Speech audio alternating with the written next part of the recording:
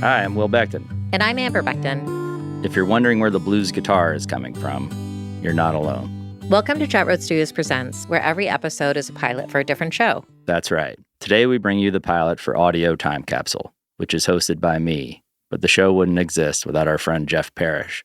Jeff is a really talented guitar player who came up in the Chicago music scene in the early 70s. Jeff and his wife Paula live in Wisconsin and came to visit us a couple of summers ago.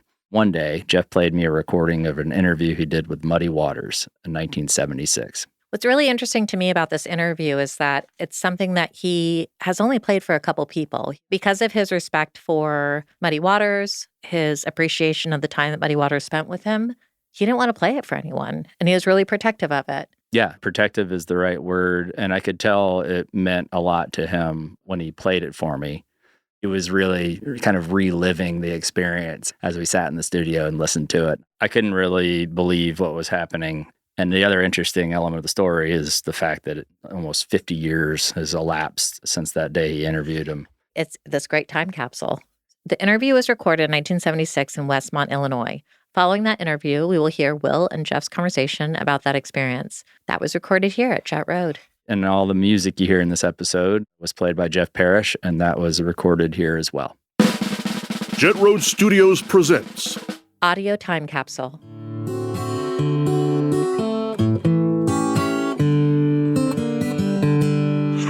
Okay. I don't want to, make this an official song or anything. I guess it's pretty common knowledge. You came up, in the 40s? Yeah, I came up from to Chicago way in the 40s. But was that on your own, or had you been contacted by a record man? No. I came on my own. I came up here on my own. I had to find the record people myself. I went to a couple of them, got turned down. And I started playing around the nightclub thing. The news got out. I was pretty good, and then they started looking for me then. Were you playing electric then? Yeah, I put into electric 44, I believe it was. When I came to Chicago, it's either 44 or 45. I came here, I brought this acoustic guitar with me. We got a little neighborhood tavern, and so much noise you couldn't hear this playing guitars. And I went and bought me an electric guitar and a little small amplifier. Do you mind telling me where your nickname came from? Yeah, my grandmother gave it to me. We was raised in the country, and I used to call out, she said, in the country, there's no house got the front porch to them. Like people come clean their feet off on the porch. I'd call out and play in the mud, and she called me a little muddy baby. So I started trying to play harmonica when I was about 7, 8 years old. At 18, I was doing very good, and the kids added water to it. I was about 9 and 7, 8 years old. The kids, in the neighborhood kids added muddy water. You said to make me mad, You've written some very good songs, Mind if I ask what your favorite song was? Yeah. What I wrote? Uh-huh. I wrote quite a few things I really like. I like the Gypsy Woman, Long Distance Call. That was on the Fathers and Sons? Yeah, that's been on several things now. And The Train Fire Home. I like that very, very much. The next one I really liked was You Can't Spend What You Ain't Got and You Can't Lose What You Ain't Never Had. The Allman brother did that on their last album. The blues, their lyrical form, 5 or 6 themes. Oh, yeah, I got, Hoochie Mane been on, I don't know how many different cuts of mine, and different people done made. I didn't write it, but I recorded, I'm facing a recorder. Willie Dixon wrote it. And I got my mojo working, and that's been on everything. Yeah, really, it's been done by a lot. Yeah, everything. You mentioning Willie Dixon brings up a question. I had heard he had been a A&R man for Chess. He was taking care of the blues feel of it was. He's writing a lot of good songs. Did he write a lot of those, or did he just? He wrote a lot of songs for me. He wrote a lot of songs for Howlin' Wolf, Little Walter Jacob, and he even wrote songs for Willie Mayborn. I don't know if you heard of Willie Mayborn. Oh, yeah, a couple of songs. He wrote a good song for him. You must have played with a lot of different musicians in your life. I was put it like this: a lot of them played with me. More of them played with me, and I played with them. After I got here, I found me a little guitar player, and the harp was going, and then we broke that up, and then I had a guitar player myself, Babyface Leroy. I don't know if you heard him. You heard of Jimmy Rogers? No. No? Wait a minute. Played with Memphis Slim? Well, yeah, Memphis. I played, not really with Memphis Slim. I played about one gig in the city. Now, the older fellas like Memphis Slim, they had their own thing going. when I got here. Roosevelt Sykes, you heard of him? Yes. He had this thing going. I didn't play with him. It was a set-in, He'd come around and he'd sit and play a piece with it, and that's on the Do a number to it. Do a number to it. But not the head job, this regular job, I wouldn't know. What do you see about a lot of the blues clubs? Like what you say about sitting in and stuff. It isn't done as much as it is like the old days in jazz. The white joints now, white clubs that I plays in, those kids love to sit in. They come play all night, but me, I ain't for that sit-in no more. When I finish, I'm through, Yeah. Well, it's them sitting in with you, too. Honestly. Yeah, they always started just sitting there with me. What was the best band you ever played with? Your most favorite? Well, the first real combo, 4 of us, and I think we played. That's the early records, the early blues I made. We really played some good blues. That was this Little Walter, Little Walter played harmonica. You heard him? I heard Little Walter. He played with me 5 years. And Jimmy Ryder, boy, played the guitar. And Elgin Edmonds was on drum. Wasn't no fancy drummer, just a straight backbeat drummer. We played some hell of a blues. Hound Dog Taylor is no longer with us in New York. No, the Wolf is no longer with us. Yeah. He's been gone a few years. Little Walter's not around. Elmo James, all those good people. Skip James and Fred McDonald, all those people that just passed away. The effect it will have on the music is, I want your opinion on where you think the music's going to go, because it can't really be continued. It can't be picked up by like young white musicians because it's not the same. They pick it up as much as they can, and they can't pick it up all the way, not living, because they put too much in it, see? And old blues, they play good with a good sound to it. They ain't playing all that, too much guitar, too much, nothing, just playing a good straight 12-hour blues. They try to make it too fancy? They try to make it too fancy a little bit. What about vocally? Do you think the vocals? White boy can't do it. He can play his guitar, play his harp, piano, whatever he's playing, he can play the hell out of it. But to come down to provoking old-timer like me, impossible. He didn't go hungry long enough to do it. He'd never do it. His voice is not built for that, no way. Your audience has progressively more or less become more white. Right. Well, how do you think the music then will affect in the future? What do you see for it? And the blues I'm playing, I don't see too much left for it. Instead of every once in a while, one of the old ones dropping out, and that's one more is gone. It'll be a lost tradition then. That's right.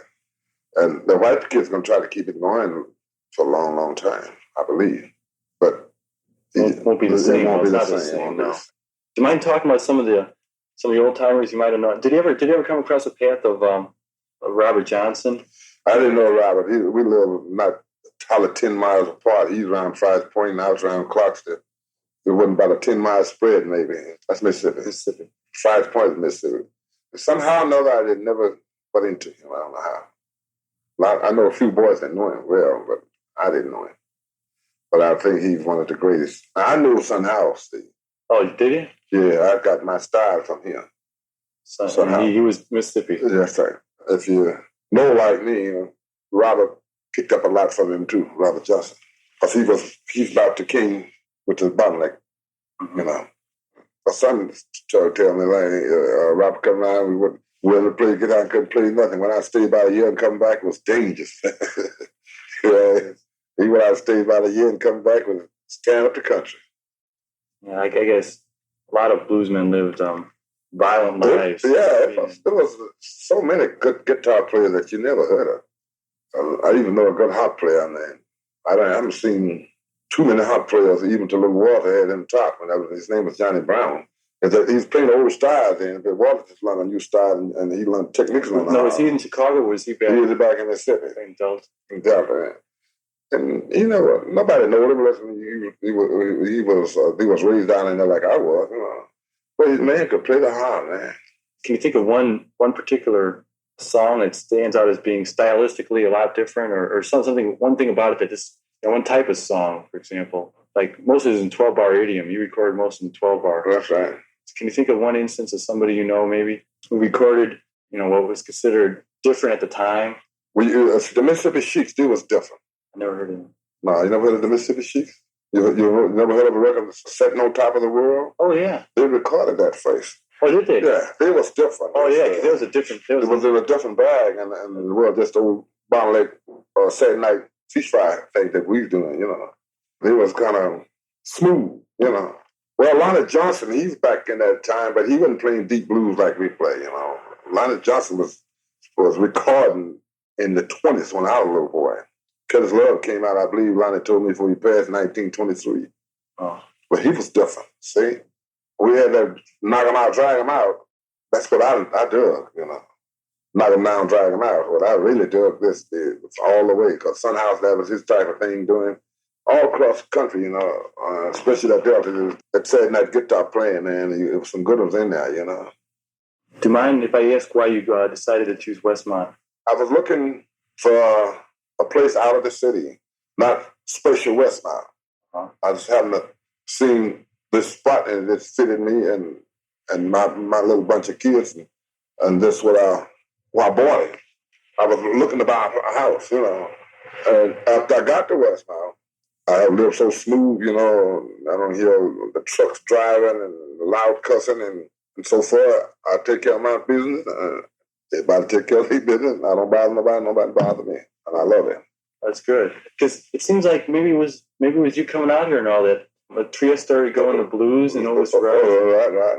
But did they have anybody out there like that before I moved out? No. No, well. No. Maybe I did have to sit there. Yeah, it's really good. It's good I brought it out here for, you know. I haven't played out there up there yet, but maybe one day I'll get a chance to do a night up there. Oh, that would be so crowded. That would be insane if you were in a place like that. You know? I think beat people off with sticks, keep them away. And I never know of it. And I made friends with the mayor. And then Jimmy Wright, and we just all right, you know. I have no problem. Nobody bothers me. I don't bother nobody. It's real nice, you know, you're doing the Power Days things for. I want to do something. When I got here, I said I want to do something for my village. So they put me on the power, and we worked out good. And thinking back just for a moment, are there any outstanding like blues people? Little Walter, for one, what I heard, he was a pretty rough and ready guy. Well, he lived a little rough from Louisiana, and he had a bad temper. He lived a little rough. Do you have any interesting stories? I mean, that you remember, not necessarily him, but of things that happened? No, not necessarily, because a lot of things happened I couldn't even think about. You know? Yeah. You see a lot of things happening when you play in the blues club. Any club you're playing, you see something happen, but more in the blues club. There are two different styles of Chicago blues. Do you think the West Side has its own particular flavor? I don't think so. You don't? No, sir. I came in there and I made it blues popular in Chicago, and I think I made it popular all over the place. West Side, South Side, all over the place, you know. New York, everywhere I go, it's the Chicago blues. But I'm the man that set them up in there. I brought it. Yeah, you brought it. You electrified it. You made it. I made it popular there. It must be quite a good feeling, you know, to think about that. Got so many good things to think about to feel good. It's like the Rolling Stones taking my record. When you kids didn't know anything about me, they recorded my record, and they were selling so many records, and my name was brought up here once in a while, and then my name be on some of the records, the songs. So I look down from there. They want to know who this somebody was. He wrote that good song. Where is he? It's too bad it had to happen that way. I mean, I didn't start listening to you through the Stones, but I realized you reach a vast, much greater audience. And then White Kiss, you know, they started, when they get into record business, and they started making my records, and everywhere I go, I got maybe 97% white. Well, why do you think the young black people don't? They shouldn't think this is no stable time music, because it's not. See, the music belongs to us, you know. Because if you ain't got the blues, ain't need a jive. And, you know, if you don't feel the blues, you're trying to play them. You know? Jazz is from the roots of the blues. Yeah. And they so dumb, they don't know that. The rock and roll is from the blues. You know? Yeah. But this kid, they don't understand. The radio plays not top 40s. And they got to be exposed to these things. They're not exposed to my blues no more. The thing about the my feeling of blues is it's really it's a damn good live music. You can go in to a small club, hold a couple hundred people, and then you can really get some stuff out of it. But the big rocks, like I played them big rocks, you know, with 20,000 people there. I wasn't the headline, but they was there, you know. Because I was touring with like the Allman brothers, you know, and they would easily have 18, 19,000, 20 people there, see. But you can't get them going. You can't get them going. And then you don't have enough time to get them going. I only had 30 minutes, you know. And before the Allman brothers go in, they make that little break so they can go get a pops and ice cream. Little smokeheads, little teeter boppers, you know. That's what they draw, you know. Mm-hmm. The Allman brothers, they draw them real young kids. There's an interesting thing I was thinking about. See, a lot of the lyrics in blues, they're very, well, first they relate to basic feelings, real basic, like living stuff, right? They're living, mistreated women, living, hard time living, and that's what they're based about. Yeah, right, just stuff to get by on. That's right. Right, I told you about I love Westmont. Be sure to put that in the paper. I certainly will. I even went up in Dale and out there, and down at Grove. I looked all around over there, and this happened to be what I liked. After I bought it and moved in, damn near everybody in the village know I live here by now. See, so far I had no problem. I ain't giving nobody no problem. To speak, I'll speak. I have no race problem at all so far, and I like it. I live out here. Yeah, it's quiet. Quiet. This is what I need. All these years I've been out romping around, I need quietness. You see, in the city now, you don't hear nobody talking to you and me, But in the city, you hear them yelling all across the street and everything. I got enough of that. I stayed in there. I've been in Chicago 33 years. Do you ever go back to Mississippi and just sort of travel around, try to get... No. What? Pass through the place where you used to live? I have passed through, but I even bypass the place I live in when I go through. I don't even think about that. It's nothing to go back down there and look for down old homestead. I didn't have no home. I lived in somebody else's home. My home is, I got one in Chicago, got one in Westmont. I was born in Mississippi and had a damn home. I didn't own nothing down there.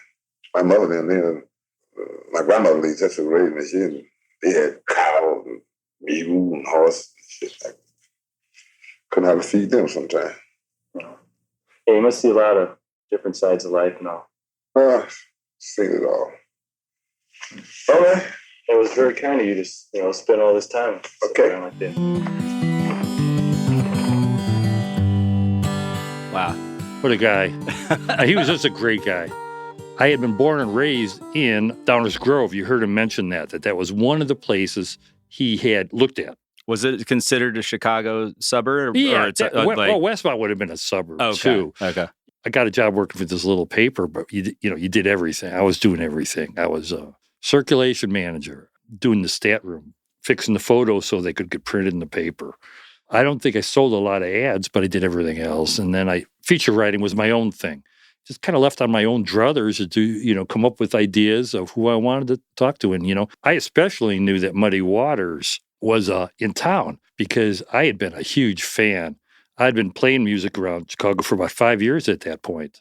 76 is when this interview happened. Oh, wow. Okay. He was referring to the powwow days. And what that was a special deal in Westmont to celebrate the town. It was like every town kind of has certain days that they call theirs and a 3-day celebration and to get a carnival to come in and that kind of stuff. Mm-hmm. But he was so generous, he offered to play for the powwow days. He said, yeah, I'll play. He mentioned Jimmy Wright. That was the mayor at the time. Oh, wow. Okay.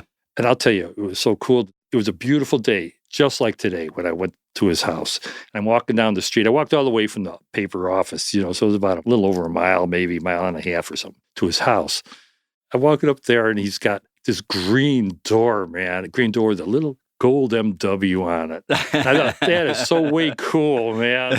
You know what I mean? Where did the interview take place? Well, it was in his kitchen. Oh, cool. And I'll tell you could feel the love in his house because his kids are all playing and his grandkids are playing. There must have been a swinging door between the kitchen where we were at the table there. And like I say, all the kids are, up and down the stairs and in the living room. And wow. So it was there's a lot going on. Oh, yeah. There was a lot of activity, but there was a lot of love. You could feel it. Wow. It was good. Everybody was happy. Yeah. So you just sat down at the kitchen table and you had a tape recorder? Or? Yeah. I'm sure I asked him if I could. You know what I mean? I didn't just start taping, Yeah. I'll tell you, this guy, Muddy, he had a barrel chest. He used to work in the fields and stuff. He was very strong. He was a very imposing kind of figure. You can kind of feel that in his singing. I mean, his singing you can tell that comes from a powerful person. Yeah. I'm just some dumb kid coming up, 22 years old. I mean, I don't know. Were you nervous? No. Or were you just like, wow, what a great opportunity? No, it was just a great opportunity. To get a chance to even talk to him. You know what I mean? Like I said, I was a fan. Yes. I was a fan first and a writer second, Yeah. And you knew the blues well, which is obvious from the interview. It wasn't like you were somebody that just knew Willie Dixon because of Led Zeppelin or something. Oh, right. Yeah. It was definitely the other way around. You know what I mean? But, I heard what Muddy was saying loud and clear that opened up new avenues for to the younger audience and stuff. Yeah. I came from the other way. I came from Blind Blake, Blind Will McTell, and all Robert Johnson, and Yeah, Little Walter comes up a couple times, and that's somebody I'm really curious about. Oh, he was a tough guy. Yeah. There's a good movie on Chess Records. Oh, wow. I don't know the name of it. I'll look it up. I'll find out the name Thank of you. it. I would appreciate that. And that would have been prior to Muddy's move out. Gotcha. But it would have been not too far away from Muddy's move out. Yeah. And that's a funny thing, when you're young and you're living your life, 10 years ago seems like forever ago. Mm-hmm. You know what I mean? It's like as you're older, 10 years ago, you just say, oh, it's 10 years ago, Yeah. When we were playing our music around, we weren't far from the Little Walter days. Yeah.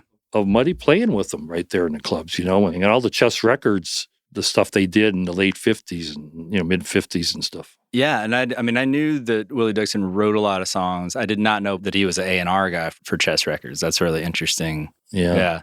You hear about the difference between kind of the Mississippi blues and the Chicago blues, and obviously Chicago blues kind of being electric. And I'm sure this is probably well known from people that know the blues intimately, but it's cool that it just kind of stemmed from just the pure need to rise above the din of the audience. I got to plug this thing in. Sure. But then that opened up a bunch of different sounds. Well, it brought a lot of creative people in to play other instruments, Mm-hmm. Because then you could have a drummer and a bass player playing with you. Oh, that's right. Full. Yeah, you could, if you just had an acoustic guitar and a drummer next to each other, that'd be tough. Yeah. That would, he mentioned Little Walter. He said that a few times. Yeah. I'm no scholar of this, what I'm going to say next. However, they call the harmonica the Mississippi sax. Oh, wow. Okay. But I'm not so sure the old-fashioned, down in Mississippi, that's what you're hearing. You know what I mean? Yeah. Little Walter played it like a saxophone. Oh, wow. He was great. He had great lines. He wrote a lot of songs, and that was part of the new urban sound. Yeah. And also the way that people would use the harmonica and the microphone together. Yeah, he'd make the right sound. Man, he'd choke that thing, get right on it. Of course, part of that could have been trying to keep the feedback out too, you know what I mean? And trying to make it loud enough or dynamic enough. Yeah. But that makes it a real dynamic instrument. Like, I sure came out with that microphone, the Green Bullet, you know what I mean? Mm-hmm. They were the first ones to have one of those. You could get right up on that sucker and it would smoke. Yeah, it became like a whole new sound. I mean, it must have been just so amazing to be able to talk to him for a lot of different reasons, obviously, but to be able to ask him who he came into contact with, who he was influenced by. Did anything jump out at you or surprise you as far as the players he mentioned? I jotted a note down as we were talking because he was talking about the harmonica player that he likened to Little Walter. Mm-hmm. He said he was a really good harmonica player. He didn't say he played the same style or anything, but he was from down home. Mm-hmm. It got me to thinking. Oh, as far as the people that we don't know about. We don't know about. Yeah, that are probably just as good. But they influenced Muddy. Yeah. I mean, it's honestly, this guy must have been a tremendous player because, you know what I mean? He fired him up. Anonymous to the world at large, but still lives on in a way through. The great Muddy Waters appreciated his playing. Yeah. That is a great testimony, man. Yeah. For that gentleman. That's a good reference. Oh, yeah, there you go. Yeah, reference. It was interesting. Neither of you really shied away from talking about, race elements of his career and his fan base and just blues in general, of how that the audience has shifted. And it was really interesting hearing him talk about that. Yeah, I agree with you 100%. One thing that was cool is I slipped in that one question in there. We started talking about Trieste, and Trieste, what that was right down there by the train tracks. There was a music club, a bar called the Trieste. Oh, yeah. I remember this part of the interview. Yeah. And it's like after Muddy came to town, really, all of a sudden they started booking Eddie Clearwater. All these dudes, man, coming out from Chicago, Yeah. It became a destination. Yeah, it did. It was a happening spot. Oh, that's cool. What do you think, because you're an incredible guitar player, is there something that jumps out at you as far as what defines his sound guitar-wise? He had a signature riff that he started a lot of stuff with. Mm-hmm. With a slide now, and you're up high there around the G, and around the E high, first string. Yeah. You know what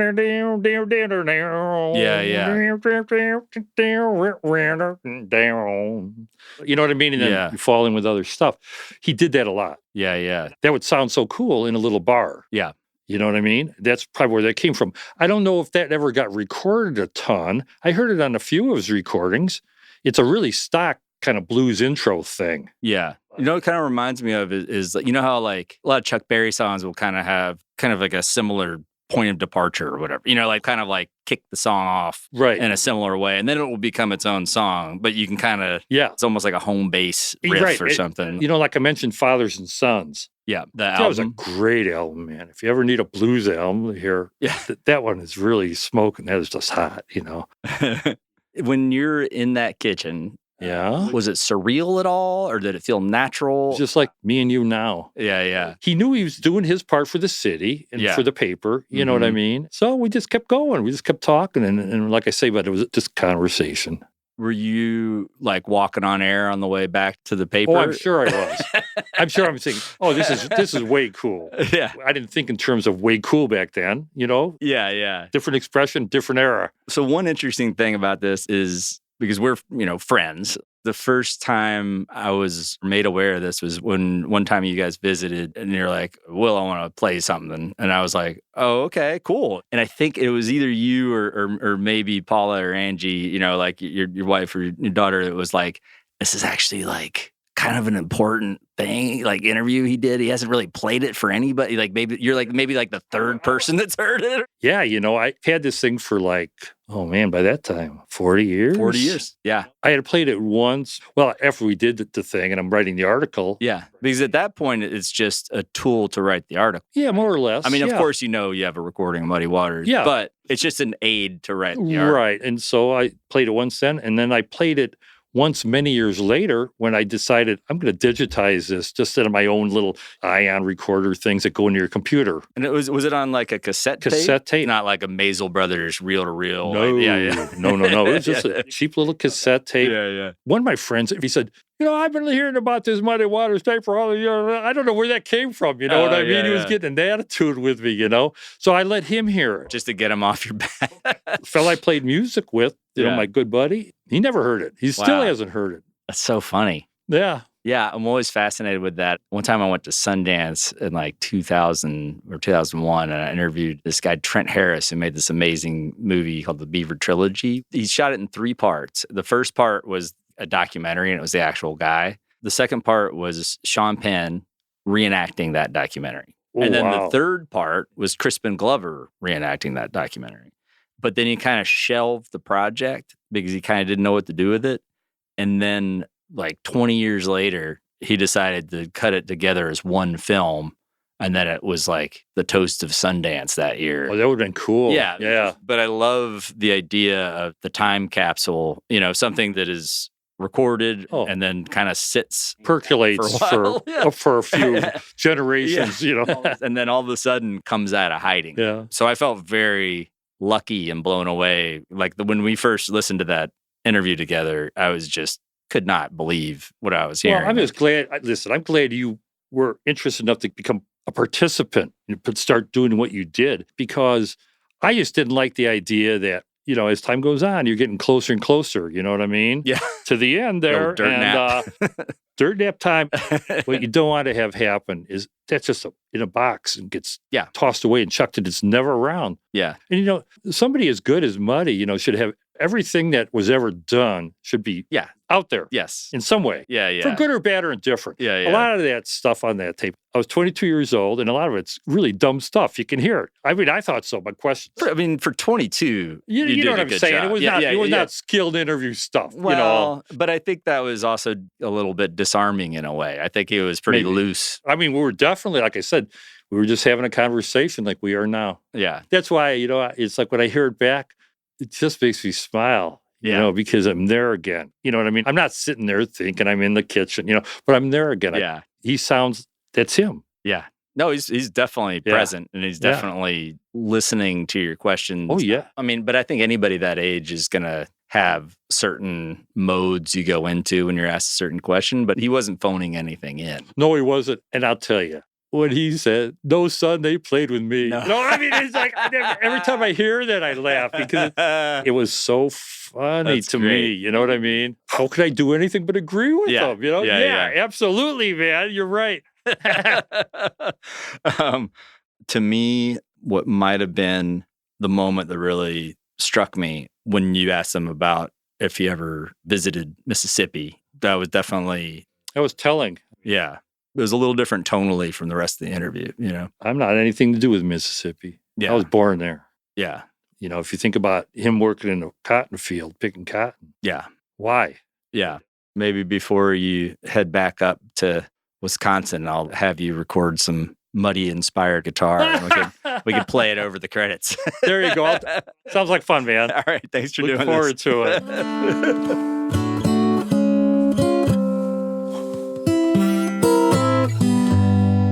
That was Audio Time Capsule. I love those interviews. I've listened to them both several times. I know that this isn't the only interview that Muddy Waters has ever done, because I have heard others. But there is something different about this interview. I think the fact that Jeff was, sure, a 22-year-old white kid coming in and interviewing him, but he invited him into his kitchen. So it was his turf. And he was reflecting on his life, but with a kid that actually knew a lot of the players. There was definitely moments in that interview that you could tell it was like musician to musician. They just had a shared vocabulary. He was a straight backbeat drummer. Yeah. 12 bar. I don't know what any of this means. Jeff knew what that language was. There are so many other things that I heard just in terms of experience of Muddy Waters' life. I spent some time in the Delta area. I was on a low-budget horror film as a wardrobe PA. We are based in Greenville, Mississippi. I did go to Clarksdale. I went to Emmett Till, where the drugstore was, which is now burnt out, but still stands as a landmark. It's a very intense place. When you're listening to somebody who comes from that and then goes to be successful in Chicago and then live his life in suburbia outside of Chicago. And the thing that he kept on repeating was, nobody bothers me. I don't bother anybody. You can see how that comes from just wanting that probably his whole life. Yeah. And also in a different way than I've ever heard Muddy Waters talk about before, can white people do this music? Yeah. Yeah. When I've heard him respond to that question before, it was more in a, come on, they can't. But in this time, he actually said, they haven't gone hungry enough. That was a really powerful moment. And it might just be because I do audio engineering, but I like the moment at the beginning when Jeff is like putting down the tape recorder and he's like, I don't want this to feel too formal, but putting a tape recorder on a kitchen table and be like, sorry if this is too formal. But thank God he has it, and I hope that other people appreciate it also. Yeah, I can't wait to hear feedback from this one. I mean, there's so many names mentioned that I'm sure that some people are going to like connect some dots or something, Yes. So I'm going to try to include everyone mentioned in the show notes. That'd be awesome. For this episode. That'd be great. Oh, yeah. And the movie about Chess Records Jeff mentioned is called Cadillac Records. Oh. Really interesting cast. Most Def plays Chuck Berry, which I thought was that's interesting. cool. Yeah. Thank you for listening to Jett Road Studios Presents. Please rate and review the show on places like Apple Podcasts and Spotify. We are Jett Road Studios on Instagram and YouTube, and you can go to jetroadstudios.com to sign up for our mailing list. We also have merch now, thanks to Amber, who is historically a clothing person. I like how you call me historically. Well, you make clothes in the present. You're good at clothes. Yeah, thanks. Clothing designer. I'm a fashion designer, I think is what we used to call ourselves. Amber's a fashion designer. Oh, yeah, the merch. Thank you, Derek Black and other Atlanta friends for your support. That's been really nice. Thank you so much for listening. We will see you again soon. Bye. Bye.